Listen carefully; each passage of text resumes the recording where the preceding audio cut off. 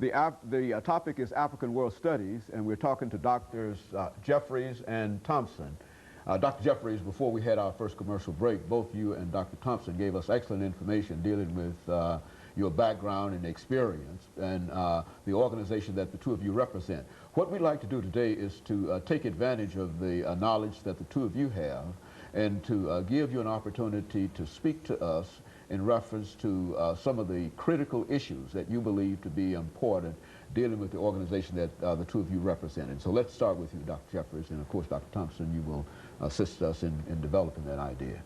Well, I think initially it's important for us to clarify some definitions of what we mean. When we say African World Studies, it's not something that's outside of us, it's a part of us. We, as people of African descent, realize that whatever we do in America is a part of African World Studies. And so we need to relate it. And we use the term Pan-Africanism, meaning the connectedness between peoples of African background. So we don't want to define African World Studies as some strange thing outside of us. It's a part of us. What we do as Africans in America and African Americans is a part of African World Studies. Our great leaders understood that, and they linked up with the African peoples wherever they found them. So we have, as individual scholars, our own background, but we've bonded together in intellectual and spiritual organizations, and the Association for the Study of Classical African Civilization is one. The idea was birthed in 1984, and it was institutionalized in Los Angeles. It was institutionalized in 1985 in Chicago with Dr. Thompson and Dr. Carruthers and others at the Center for Inner City Studies and the Kemetic Institute. And then they had the next major conference in 1986 in New York. And we helped organize that at the City University of New York, where I've been a professor for the last 30 or so years in African World Studies. And as a result of that, we came up with the idea to go on a pilgrimage to study in situ, to study in Africa itself. So we went to the Nile Valley, to Kemet. Almost 1,000 of us, men, women, and children, 3 generations went with me. My mother went, my nephews went, my godchildren went, my wife and I. Dr. LJeffries was there as leaders of the organization. So that's what I'm saying, that the African World Studies, after the 1,000 came back, they went back to their teachings, to their preaching, to being engineers, to be bankers, and they brought this knowledge of who we are as African peoples back home to our communities. We need to understand that Africa is at the center of the world experience. It's in Africa that the human family was born. It's in Africa that the first civilizations and cultures rose. And so we need to understand how important this knowledge is. It was, at one time, believed that Africa was not a main part of human civilization, that Africans contributed nothing to civilization. We come to find out that the historical fact, the scientific facts are that Africa is the birthplace of the human family, and it's out of Africa that the first main flow of culture and civilization took place. The first writing systems, the first mathematics, the first cultural development, the first moral systems come out of African peoples.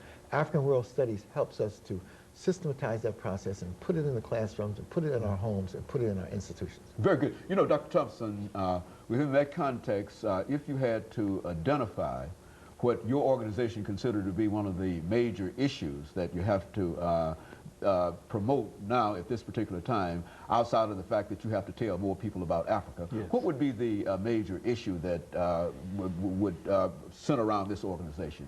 Well, for us, the major issue for us is to study what happened actually in the past. We call it historical memory. And if we go back as far as possible to the beginnings, most of the so-called ideas of civilization would start somewhere around rivers. The Nile River, the Indus, the Niger, the Limpopo, the Congo River. And so we've spent a considerable amount of time learning about Africa.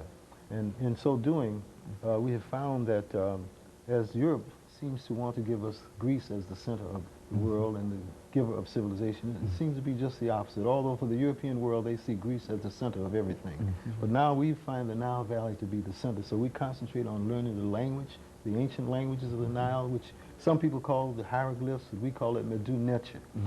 In addition to studying those languages, we study the ancient histories before the coming of all other groups that tend to call themselves the founders of civilization. In addition to that, we've formed a structure as a result of what Dr. Jeffries just said.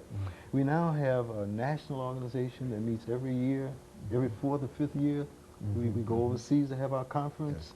In addition to that, we have 5 regions. We have a Western region, a Midwestern region, a Southern region, an Eastern region, a Mid-Atlantic region. We have 4 commissions, one commission that deals with education, another one that deals with research, one that deals with the creative productions, and what's the other one I left out? So whatever we have 4.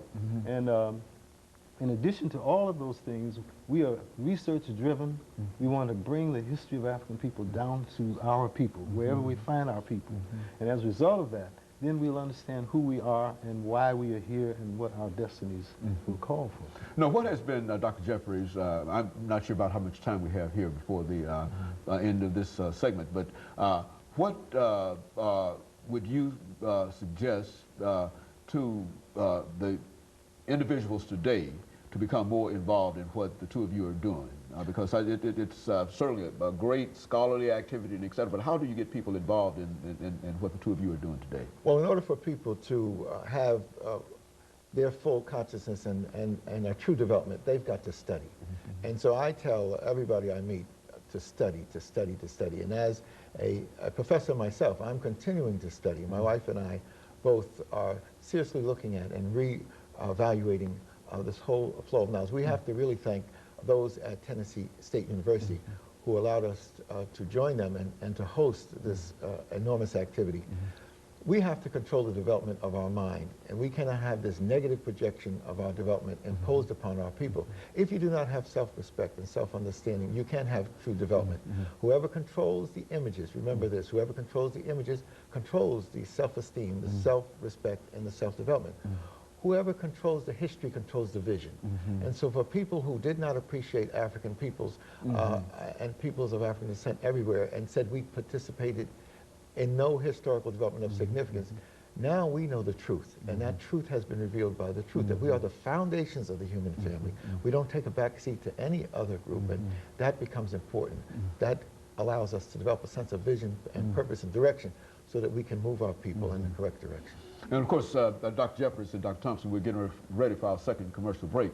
But when we come back, let's see if we can have the two of you perhaps suggest how we might be able to incorporate some of the information that we're talking about now into the public school systems. Because I know, and as the two of you undoubtedly know, that even in higher education, you don't find that much information relative to what you're talking about. But how do you get it down to a lower level? And we'll talk about that when we return. We'll be back with our audience following this very, very short commercial break. Dr. Jeffries